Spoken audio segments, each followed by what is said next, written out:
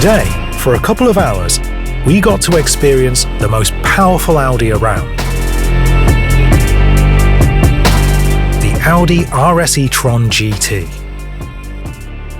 The RS version tested here delivers 440 kilowatts of power, which can be boosted to 475 kilowatts for a short period of time.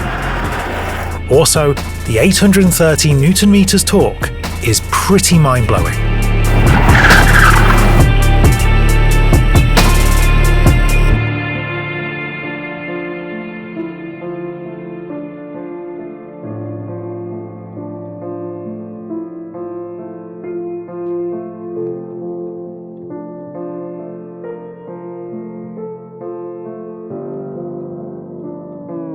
Now let's take a look at the acceleration.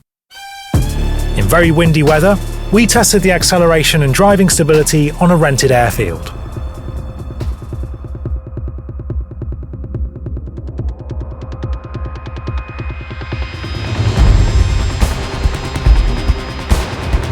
The official acceleration from rest to 100 km an hour is 3.3 seconds in ideal conditions. The acceleration is really very emphatic, and the tarmac at the airport wasn't the best. But still, look how fast the RS is capable of reaching 100 and 200 km an hour.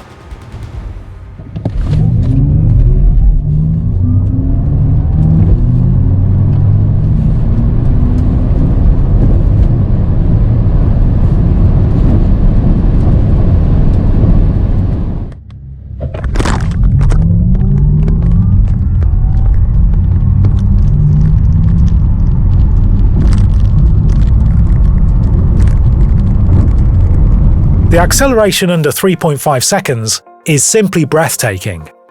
The supercooled battery and both electric motors handled repeated acceleration to 100 and 200 km an hour without any troubles. We tried it about 20 times during the shoot, and the RS had no problems at all.